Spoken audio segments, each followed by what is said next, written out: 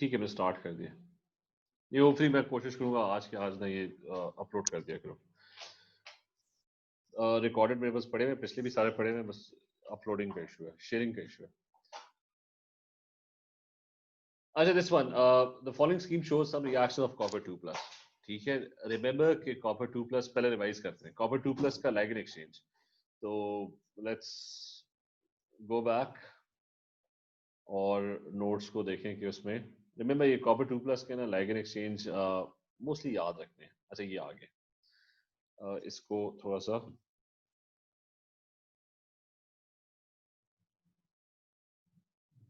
अच्छा इसको थोड़ा सा ज़्यादा हाईलाइट भी कर लें। Ligand exchange of copper 2+, all these reactions are very important। तो पहले one by one let's revise them. कि कॉपर सल्फेट एक्वस है, कॉपर सल्फेट एक्वस अगर होगा, ठीक है इसको बड़ा कर लें। कॉपर सल्फेट अगर एक्वस होगा तो कॉपर 2, इट मींस कि वो डिसोसिएट हो गया, कॉपर 2+ एक्वस होगा। और अगर कॉपर 2+ aqueous होगा तो copper would be surrounded, copper ions would be surrounded by 6 water molecules and it will have a charge of 2+। तो ये complex ion form होगा, it's a blue solution। So whenever you see copper 2+ aqueous, ये बल्कि यहाँ पे बना हुआ भी है, ये देख लो, ये example है। This is an example of copper ions surrounded by 6 water molecules। So whenever copper sulfate या copper ions are aqueous, this is what you have। अच्छा, ligand exchange, ligand exchange था, बल्कि नीचे भी बना हुआ था। हमने दो लिगेंड एक्सचेंज पढ़े थे कॉपर आयंस के केस में, कि अगर आप बीच में ना NaOH ऐड कर दो, इफ यू ऐड NaOH, तो NaOH कौन से लिगेंड्स प्रोड्यूस करेगा? It's going to produce these OH ions. तो आपके मॉलिक्यूल में क्या होगा कि ये copper surrounded by 6 water molecules था, but now what would happen is कि OH आयंस आएंगे, एक दो वाटर मॉलिक्यूल्स को साइड पे करेंगे और खुद अपने लोन पेयर्स लेके उसके साथ फिट हो जाएंगे। तो अब क्या बन गया कि 2 OH आयंस केम इन, CuOH2 हो गए, two hydroxide ions and 4 water molecules, और दो water molecules now they've been knocked out।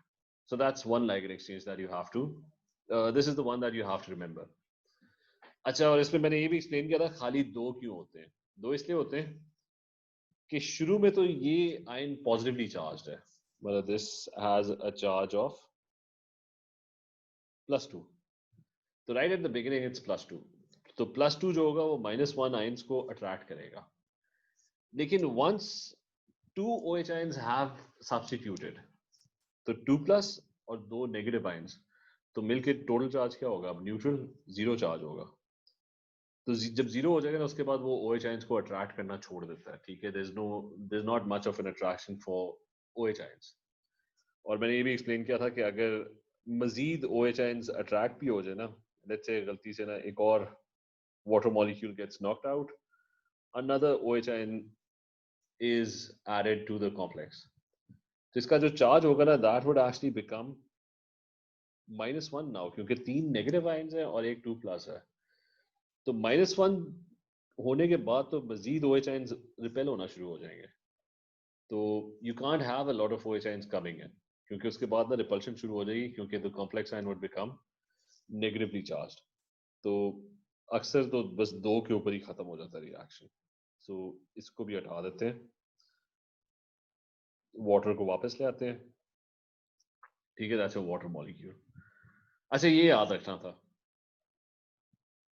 और फिर मैंने कहा था कि कॉपर सल्फेट के अंदर if you add a few drops of ammonia, तो तब भी ब्लू प्रेसिपिटेट फॉर्म होता है which dissolves in excess ammonia to give a deep blue solution. तो ये भी सारा याद रखना है। अच्छा, so what happens if you add ammonia? तो इफ यू ऐड अमोनिया, तो यहाँ पे हम अमोनिया ऐड करें, तो when you add a few drops of ammonia, I told you कि ammonia starts behaving as a base. NH3 आता है, वाटर मॉलिक्यूल के साथ रिएक्ट करता है, ends up forming NH4+1 and OH ions। यानी NH3 अगर डालोगे ना, तो तब भी सॉल्यूशन में OH ions ही बनेंगे और फिर से वही रिएक्शन होगा। OH ions आएंगे, वाटर मॉलिक्यूल्स को नॉकआउट करेंगे और खुद उसकी जगह आ जाएंगे और वही ब्लू प्रेसिपिटेट फॉर्म होगा। यानी ये जो पहला वाला रिएक्शन और इस रिएक्शन में कोई फर्क नहीं है। चाहे आप NaOH डालो, चाहे आप फ्यू ड्रॉप्स ऑफ NH3 डालो, NH3 डालने से भी कोई फर्क नहीं पड़ा, बनेगा एंड में OH आयन। तो रिएक्शन वही है। लेकिन फिर था कि जब आप एक्सेस में डालते हो NH3, जब आप बहुत ढेर सारा NH3 डालते हो, तो NH3 के पास खुद अपने लोन पेयर्स होते हैं। तो उसके पास अपने खुद लोन पेयर्स होते हैं, तो NH3 अब वाटर के साथ रिएक्ट नहीं कर रहा होता वो, बल्कि क्योंकि अब NH3 है इतने ज्यादा कि वो आके ना वाटर मॉलिक्यूल्स को नॉकआउट करना शुरू कर देता है, और कॉपर आयंस जो होते हैं वो NH3 के साथ बाइंड करना शुरू कर देते हैं। तो फिर ये होता है कि जब आप एक्सेस में NH3 डालते हो ना, this is the reaction that happens कि when you add excess NH3, तो NH3 comes in, starts knocking out all the other ligands, क्योंकि आप इतना ढेर NH3 ऐड कर रहे हो, और आपका जो कॉपर है it gets surrounded, slowly gets surrounded by NH3। तो वो NH3 4 भी हो सकते हैं, वो 6 के 6 NH3 हो सकते हैं। तो बाकी जितने भी ligands हैं, they've been knocked out। और फिर एक वो हमने ligand exchange पढ़ा था, वो हमने पढ़ा था HCl के साथ, कि Cl-1 के साथ ना अगर होगा, HCl डालोगे, कॉन्सेंट्रेटेड HCl, और कॉपर आयन सोल्यूशन के अंदर है, पानी के अंदर, तो Cl-1 आएंगे और वाटर को नॉकआउट कर देंगे। Cl-1 अब बिगर इन साइज, तो वो 6 फिट नहीं होते उसके अंदर, क्योंकि वो बड़े हैं साइज में, तो वो सिर्फ 4 फिट होते हैं, and they form a tetrahedral complex. एक येलो सोल्यूशन बनता है, और 6 के 6 water molecules they get knocked out. So this, अच्छा, these are the ligand exchange reactions जिनका आपने इन तीनों रिएक्शंस का ना मेमोराइज करना है, ठीक है? दैट्स इट, नथिंग, कोई ज्यादा समझने की चीज नहीं है, सिर्फ मेमोराइज करना है। और सेम एग्जैक्ट रिएक्शंस कोबाल्ट के साथ हैं, बस उनके जो वो आयंस बनेंगे ना, उनके कलर्स डिफरेंट है। तो कोबाल्ट के साथ भी यही एग्जैक्ट रिएक्शंस है। तो ये वापस उस पर चले जाते हैं कि, अच्छा, वापस क्वेश्चन के ऊपर। अच्छा, दिस इज योर क्वेश्चन। अच्छा, इस क्वेश्चन के अंदर what you can see is कि सबसे पहले ना उसे दिया हुआ है कॉपर 2 प्लस एक्वस, तो हमने वही लिखना है, कॉपर 2 प्लस एक्वस है, तो क्या मतलब है उसका? Cu है सराउंडेड बाय 6 वाटर मॉलिक्यूल्स, तो चार्ज 2 प्लस है। फ्यू ड्रॉप्स ऑफ NH3 डालोगे तो क्या होगा? NH3 कुछ नहीं करेगा, NH3 वो जो फ्यू ड्रॉप्स होंगे ना, वो they would and up reacting with water, क्योंकि वाटर एक्सेस में, एंड वो उल्टा उसके साथ रिएक्ट करके NH4+1 और OH आयंस बना देंगे। तो उल्टा OH आयंस जो है ना वो क्रिएट होंगे if you add a few drops of NH3। तो ये जो वाटर के 6 वाटर मॉलिक्यूल्स अटैच्ड है ना, दो जो होंगे ना वो हट जाएंगे, उनकी जगह OH आ जाएगा, and there would be 4 water molecules still remaining, and this is your pale blue precipitate. और फिर जब एक्स्ट्रा NH3 डालोगे एक्सेस में, तो फिर क्या होगा? फिर NH3 आना शुरू हो जाएगा, मतलब NH3 6 के 6 NH3 हो सकते हैं, सारे के सारे NH3 हो सकते हैं, ठीक है? वो सारे नॉकआउट हो जाएंगे, and NH all the copper ions would be surrounded by NH3। या फिर सारे के सारे नॉकआउट ना हुए, वो let's say you have 4 NH3s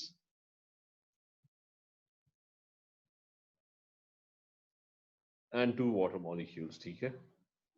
महफूज, ये क्लियर है सारा? Yes sir. ठीक है, रिमेंबर इसमें कुछ भी नहीं है, ये टोटल रटा है, ठीक है? मेमोराइज करने 3 रिएक्शंस, और वही यहाँ पे कॉन्सेंट्रेटेड HCl डाल दिया। अब तो क्या होगा? Cu के जो 6 वाटर मॉलिक्यूल्स उसके साथ अटैच्ड है, तो Cl आयंस आएंगे और सराउंड कर लेंगे। Cl-1 होता है, तो 4 Cl है, -1 और एक Cu2 प्लस है, तो ओवरऑल चार्ज 2 माइनस है। तो ये आपके पास उसने वही आइडेंटिफाई करने को कहा है, ABC, तो वो तो नीचे लिख दो। कलर्स भी लिखने को कहा है। किसके कलर्स लिखने को कहा है? B और C के। B कहाँ पे है? अच्छा, B एंड वाला है। ये जो B है ना, ये डीप ब्लू होता है। जब आप एक्स्ट्रा अमोनिया डालते हो, it forms a deep blue solution, और ये येलोइश ग्रीन होता है।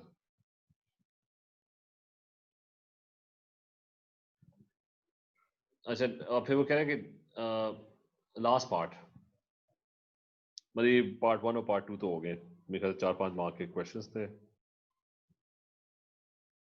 अच्छा, the next part, name the type of reaction that occurs when C is heated with copper। तो C को हीट करें with विद कॉपर, ये बिल्कुल आखिरी वाला, हीट विद कॉपर। ये जो रिएक्शन है ना, इसको कहाँ पे लिखे हैं? अच्छा इधर लिख देते हैं। अच्छा, हीटिंग विद कॉपर, और वो कह रहे हैं कि रोल किया है। अब अगर मैं इस रिएक्शन को लिखूं ना, इट्स CuCl4 2 माइनस,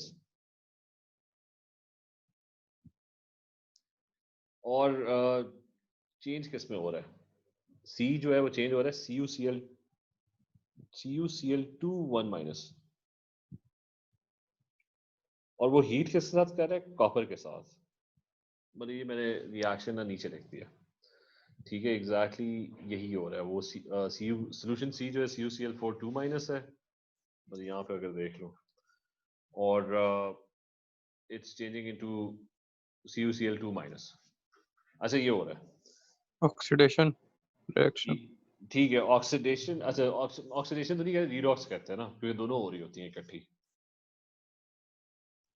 तो अच्छा, why is it a redox reaction? क्योंकि इसमें अब गौर से देखो कि कॉपर का चार्ज यहाँ पे क्या था, ऑक्सीडेशन स्टेट निकालो, तो यहाँ पे 2+ था।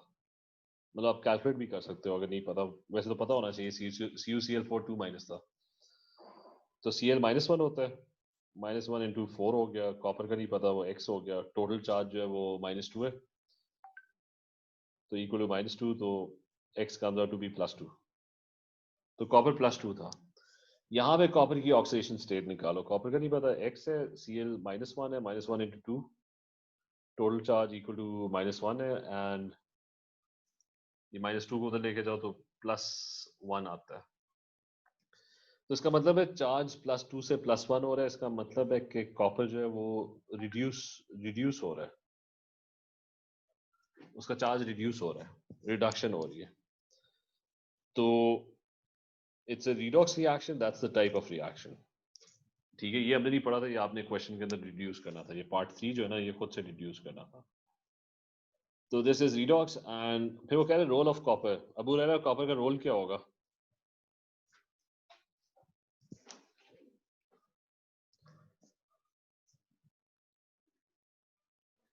Reducing agent. ठीक है, ठीक है, उसी ने रिड्यूस किया, तो this is the reducing agent.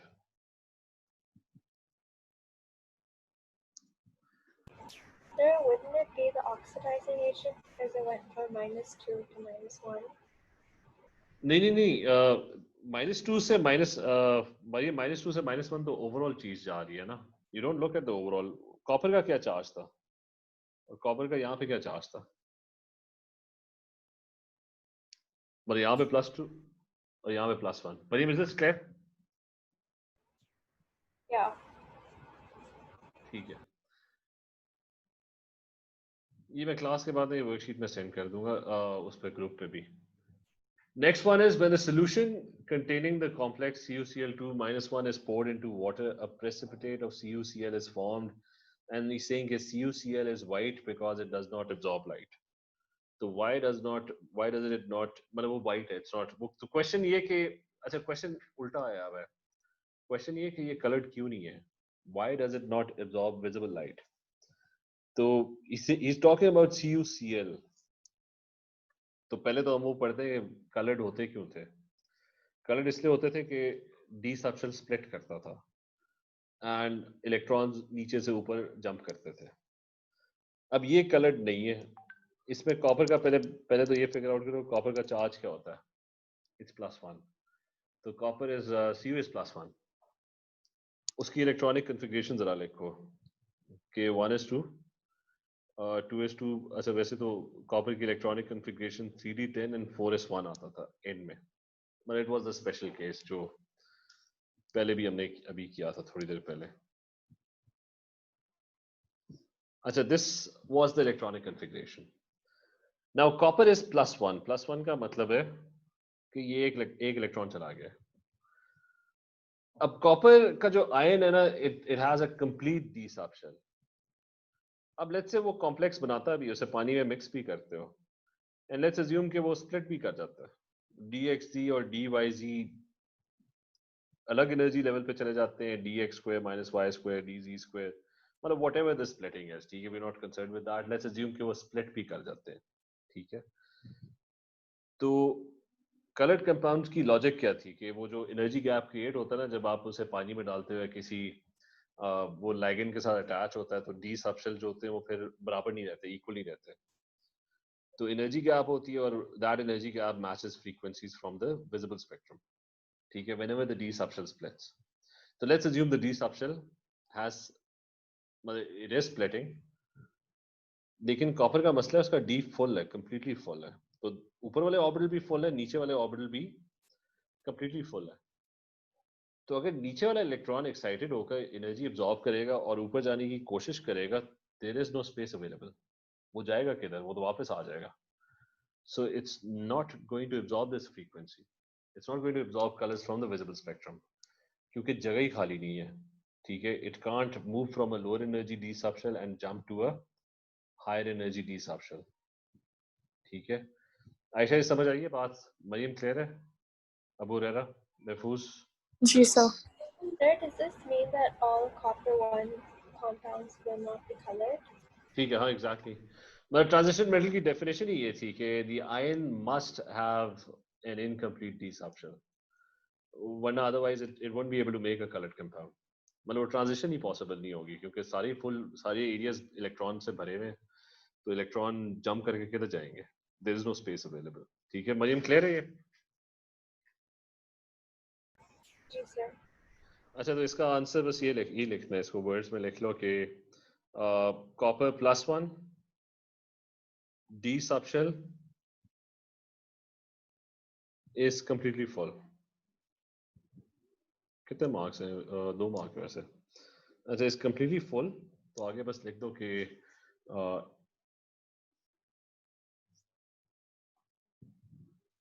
एक second,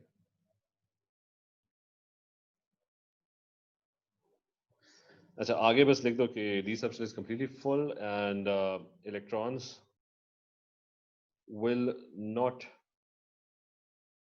be able to absorb frequencies from the visible spectrum.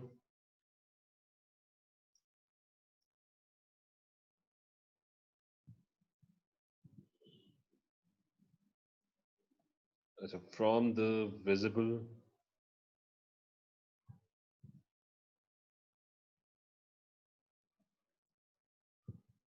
spectrum and jump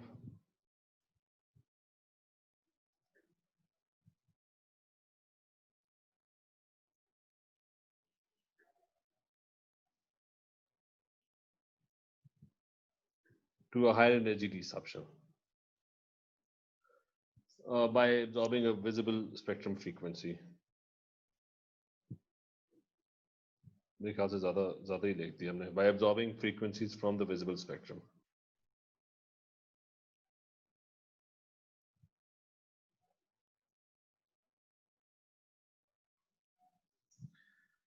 अच्छा, सो ये क्वेश्चन हो गया, फिर अगला कर लेते हैं कि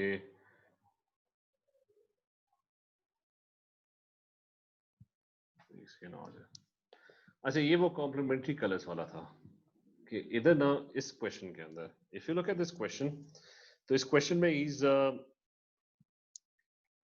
सेइंग कि ये क्रोमियम का है मेरे ख्याल से, हाँ ठीक है, chromium H2O6 3+. He's saying it's colored because it absorbs visible light.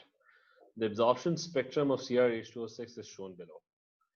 और उससे क्या है कि इसका कलर बताओ कि suggest the color of this complex. Remember कि जो फ्रीक्वेंसी उसने एब्जॉर्ब कर ली है ना, वो आपको नहीं नजर आएगी। तो उसने कौन सी फ्रीक्वेंसीज एब्जॉर्ब की हैं? सबसे पहले तो पूरा स्पेक्ट्रम लिख दो, this is violet end and this is the red end. तो वो क्या होता है? VIBGYOR, which is violet, indigo, blue, green, yellow, orange and red, ठीक है। इनको थोड़ा स्पेस कर लेते हैं सही। अच्छा, violet, indigo, blue, green, yellow, one second, तो ठीक है, I think they been equally spaced. अच्छा, तो कौन सी फ्रीक्वेंसीज इसने एब्जॉर्ब नहीं की इस कंपाउंड ने, वो फ्रीक्वेंसी आपको नजर आएंगी।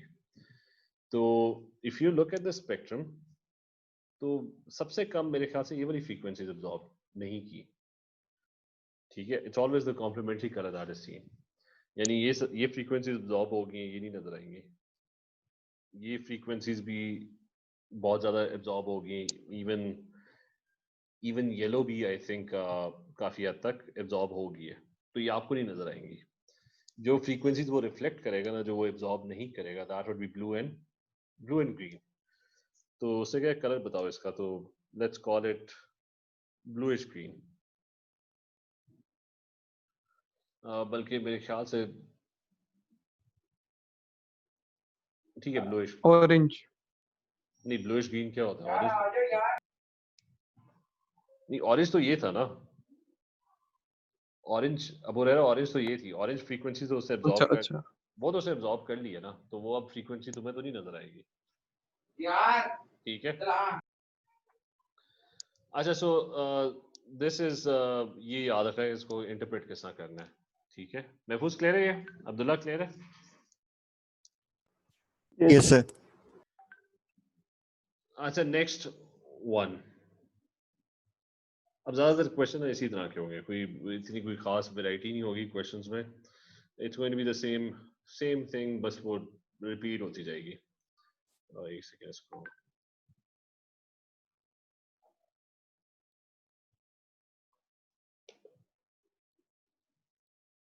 अच्छा this one you being asked के पहले तो इलेक्ट्रॉनिक कॉन्फ़िगरेशन लिखो निकल की। निकल आई थिंक इज 28। रिमेंबर जब वो आयन बनता है ना, हमेशा सबसे बाहर वाला इलेक्ट्रॉन रिमूव होता है, तो 28 की इलेक्ट्रॉनिक कॉन्फ़िगरेशन क्या होगी? 1s2 और फिर एंड में करते करते it's going to B 4s2 और 28। ठीक है, 4s2 तक 20 हो जाते हैं, तो 8 इलेक्ट्रॉन्स होंगे इसमें डी में। तो how do you show 8 electrons? Orbitals किस तरह फिल होते थे हमेशा? अगर ये एएस का याद रखो बेसिक, पहले सारे अपवर्ड स्पिन होती थी, पेयर्ड होते थे ना, तो ये इसको भी छोड़ देते हैं, जैसे नहीं भरा हुआ, ये 5 इलेक्ट्रॉन्स और फिर 8, यानी एक फिर नीचे, एक नीचे और एक और नीचे, तो 2 ऑर्बिटल्स जो होंगे ना वो खाली पड़े होंगे, मतलब हाफ फिल्ड होंगे। अच्छा, और फिर ion, whenever an ion is formed nickel 2+, तो electron is always remove from the outer most. अच्छा, इसमें 4s में भी थे 2, बस अगले वाले में ना 4s वाले 2 जो होंगे ना ये खाली होंगे, इधर इलेक्ट्रॉन नहीं होंगे, 2+ है, ये बाकी जो है ना ये उसी तरह होंगे। अच्छा मूविंग ऑन, वो कह रहे हैं कि the process of electrons in D orbitals is responsible for the colors of उसने कहा the presence of electrons in d orbitals। ठीक है, वो colors की कहानी आ गई है। उसने कहा the d orbitals in an isolated transition metal atom or ion are all at the same energy level। तो वो वही कह रहा है कि जब वो isolated atom होता है ना, तो सारे d orbital same energy level पे होते हैं। और उसने कहा टर्म बताओ कौन सी टर्म होती है? you call them degenerate। तो शुरू में सारे d orbitals exactly same energy में होते हैं। फिर वो कह रहा है कि अब बताओ कि जी complete the diagram to show the splitting of the d orbital energy in an octahedral complex. Octahedral complex में क्या होगा कि एक्सिस वालों पे इलेक्ट्रॉन रखना मुश्किल हो जाएगा, तो आपने वो स्प्लिटिंग शो कर दो। और जो ऑर्बिटल्स एक्सिस के बीच में है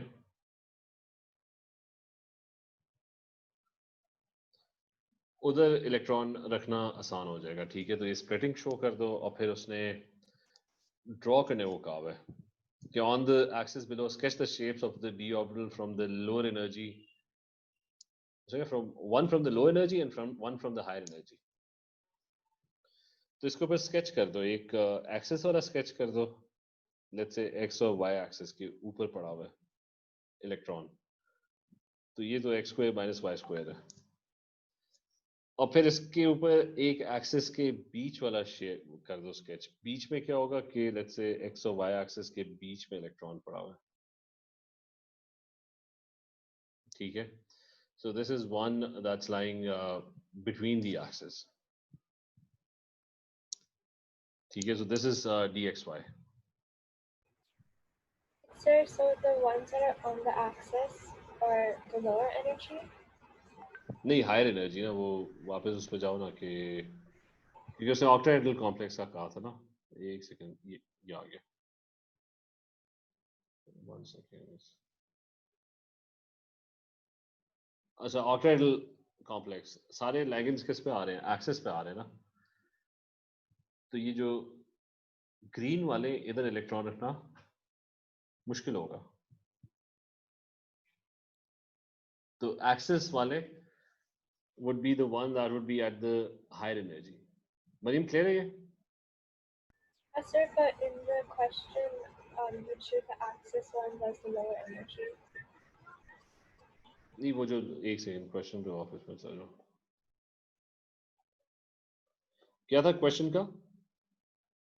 अच्छा सॉरी मैंने नहीं नहीं ठीक है, मैंने फिर मेरे ख्याल से वो अच्छा आई डिडंट सी दैट, नहीं ठीक है यू आर राइट, वो इसको चेंज कर लेते हैं, हायर एंड लोअर, ठीक है मरियम यही इशू था। Yeah.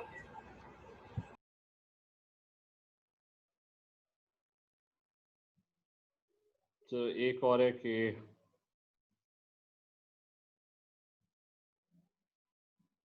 this one, explain the origin of color in this complex.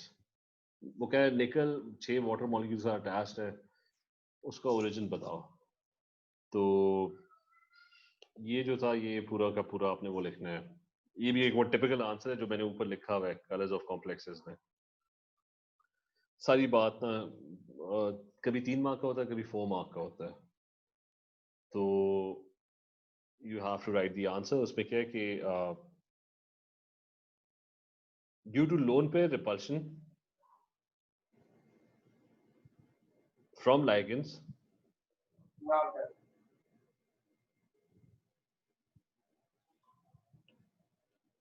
ये मैंने ये वाला आंसर ना, ये एक टिपिकल आंसर है, बार बार ये क्वेश्चन पूछेंगे, हर पेपर में पूछते हैं कि कलर कहाँ से है। तो I have written the complete answer in the notes as well. Due to lone pair repulsion from ligands the d subshell splits into 2 energy levels.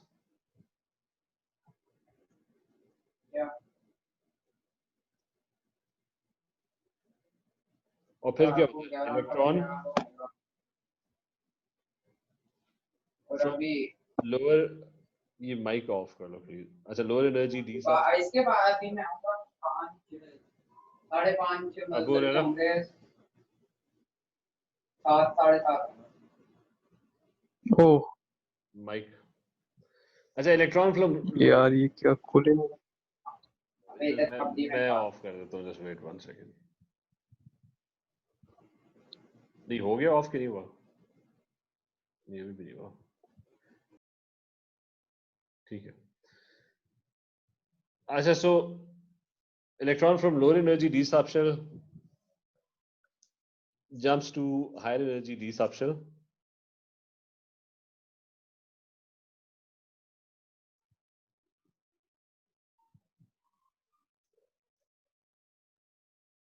by absorbing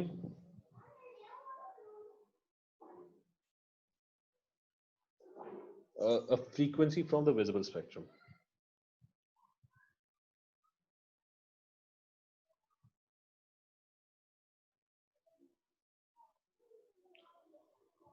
और फिर वो है कि colored compound is seen, a complementary color. So a complementary color is therefore seen. So there's a complementary color that would be seen. तो ये total उसकी explanation है। अच्छा और बस डी डिस्कस कर लेते हैं, वैसे जल्दी से कर लेते हैं। अच्छा डी को देखो ना, वो निकल की बात कर रहा है, लेकिन वो जो कॉपर वाला हमने एग्जांपल किया था ना, कॉपर का जो लिगेंड एक्सचेंज वाला, ये सारा उसी के ऊपर है। मतलब आपने तो सिर्फ कॉपर और कोबाल्ट का पढ़ा हुआ है, तो इधर अगर वो उसकी बातें पढ़ो ना तो इट्स एग्जैक्टली द सेम। तो ये फिर हम कल डिस्कस करते हैं ये वाला, इसके ऊपर तो कोई क्वेश्चन नहीं है। रिमेम्बर कि चीजें वही हैं, बार बार वही चीजें पूछ रहे होंगे जो ऊपर नोट्स पे लिखी हुई है, ठीक है। क्लियर है Ayesha? Any questions? Maryam any questions? Mahfooz clear है सारा?